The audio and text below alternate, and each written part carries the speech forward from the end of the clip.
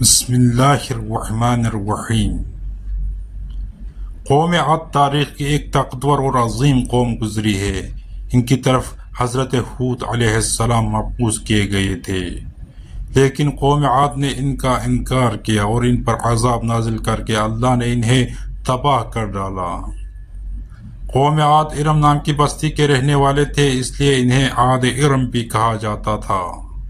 یہ علاقہ عدن کے گرد و نواح میں آباد تھا۔ یہ لوگ بہت ہی لمبے قد اور مضبوط قامت کے لوگ تھے۔ اپنی طاقت و قوت کے بل سے یہ لوگ بہت جلد پورے یمن پر قابض ہو گئے۔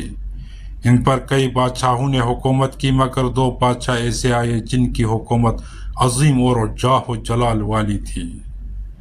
ایک کا نام شدید اور دوسرے کا نام شداد تھا، جو بھائی تھے اور اپنے زمانے میں بے شمار لشکر و خزانے جمع کیے تھے۔ یہ دونوں بھائی ارم بن سام بن نوح کی اولاد میں سے تھے۔ ان کی کل حکومت عمان، یمن، عدن اور شمالی عرب کے علاقوں پر تھی۔ جب شدید کی موت واقع ہوئی تو پوری حکومت شداد کو مل گئی۔ اس نے تمام قبائلی سردار اور بادشاہوں کو اپنا مطیع و فرمانبردار بنا لیا، اور اس طرح پوری جنوبی عرب اس کے حکومت میں شامل ہو گئی۔ اس نے اپنی حکومت کو عروج تک پہنچا دیا۔ دنیا کے دیگر ممالک کے بادشاہ اس کے پاس گزار ہو گئے۔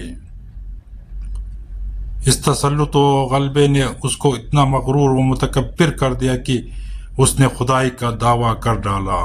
اس وقت کے علماء اور پیغمبروں کے پیروکار نے اسے سمجھایا اور عذاب الہی سے ڈرایا، مگر وہ کہنے لگا، میرے پاس اب دولت و حکومت سب کچھ ہے، اب خدا کی عبادت کی ضرورت نہیں، اور میں اب کسی کی اطاعت نہیں کروں گا۔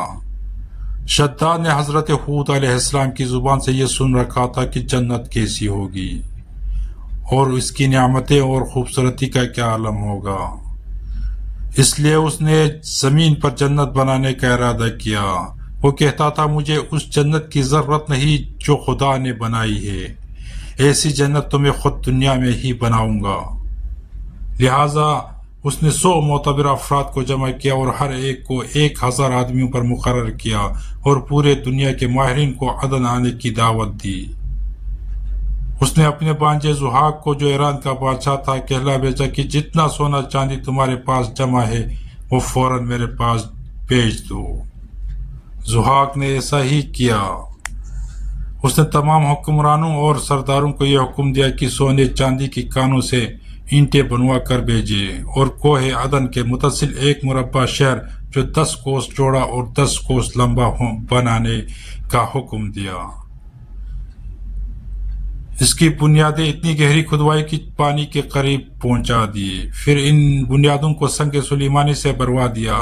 جب بنیادیں بھر کر زمین کے برابر ہو گئی تو اس پر سونے چاندی کی اینٹیں کی دیواریں چنی گئی۔ ان دیواروں کی بلندی اس زمانے کے گز کے حساب سے 100 گز مقرر کی گئی۔ جب سورج نکلتا تو اس کی چمک سے دیواروں پر نگاہ نہیں ٹھہرتی تھی۔ یوں شہر کی 4 دیواری بنائی گئی۔ اس کے بعد 4 دیواری کے اندر 1000 محل تعمیر کیے گئے۔ ہر محل 1000 ستونوں والا تھا، اور ہر ستون جواہرات سے جڑاؤ کیا ہوا تھا۔ پھر شہر کے درمیان میں ایک نہر بنوائی گئی، اور ہر محل میں اس نہر سے چھوٹی چھوٹی نہریں لے جائی گئی۔ ہر محل میں حوض اور فوارے بنائے گئے۔ ان نہروں کی دیواریں اور فرش یاقوت، زمرد، مرجان اور نیلم سے سجا دی گئی۔ نہروں کے کنارے پر ایسی مصنوعی درخت بنائے گئے جن کی جڑیں سونے کی، شاخیں اور پتے زمرد کے تھے۔ ان کے پھل موتی و یاقوت اور دوسرے جواہرات کے بنوا کر ان پر ٹانگ دیے گئے۔ شہر کی دکانوں اور دیواروں کو مشق و زعفران اور عنبر و گلاب سے سیکل کیا گیا۔ یاقوت جواہرات کے خوبصورت پرندے چاندی کی اینٹوں پر بنوائے گئے، جن پر پہرےدار اپنی باری پر آ کر پہرے کے لیے بیٹھتے تھے۔ جب تعمیر مکمل ہو گئی، حکم دیا کہ سارے شہر میں ریشم کے قالین بچھا دیا جائے۔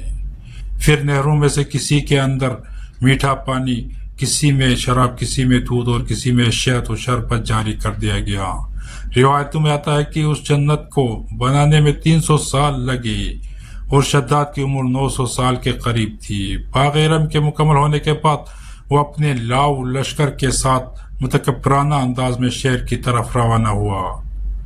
جب قریب پہنچا تو تمام شہر والے اس کے استقبال کے لیے شہر کے دروازے کے باہر آ گئے اور اس پر زر و جواہر نچھاور کرنے لگی۔ ابھی اس نے گھوڑے کی رکاب سے ایک پاؤں نکال کر دروازے کی چوکھٹ پر رکھا ہی تھا کہ اس نے ایک اجنبی شخص کو اپنے قریب کھڑا دیکھا۔ اس نے پوچھا تو کون ہے؟ اس نے کہا میں ملک الموت ہوں۔ پوچھا کیوں آئے ہو؟ اس نے کہا تیری جان لینے۔ شداد نے کہا مجھ کو تو اتنی مہلت دے دے کہ میں اپنی بنائی ہوئی جنت کو دیکھ لوں۔ جواب ملا مجھ کو حکم نہیں۔ کہا چلو اس قدر ہی فرصت دے دو کہ گھوڑے پر سے اتر آؤں۔ جواب ملا اس کی بھی اجازت نہیں، لہٰذا بھی شداد کا ایک پاؤں رکاب میں اور دوسرا چوکھٹ پر ہی تھا کہ ملک الموت نے اس کی روح قبض کر لی۔ پھر حضرت جبریل علیہ السلام نے بڑے زور سے ایک ہولناک چیخ ماری کہ اس وقت تمام شہر اپنی عالیشان سجاوٹ اور محلات کے ساتھ زمین دوز ہو گئی اور اس کا نام و نشان باقی نہ رہا۔ علماء و مورخین نے کتابوں میں لکھا ہے کہ بادشاہ اور اس کے لشکر کے ہلاک ہو جانے کے بعد وہ شہر بھی لوگوں کی نگاہوں سے اوجھل کر دیا گیا، مگر کبھی کبھی رات کے وقت عدن اور اس کے ارد گرد کے لوگوں کو اس کی کچھ روشنی اور جھلک نظر آ جاتی ہے۔ یہ روشنی اس شہر کی دیوار کی ہے۔ والسلام علیکم ورحمۃ اللہ وبرکاتہ۔ ناظرین ابھی تک آپ نے ہمارے چینل علی والے کو سبسکرائب نہیں کیا تو برائے مہربانی سبسکرائب کریں، شکریہ۔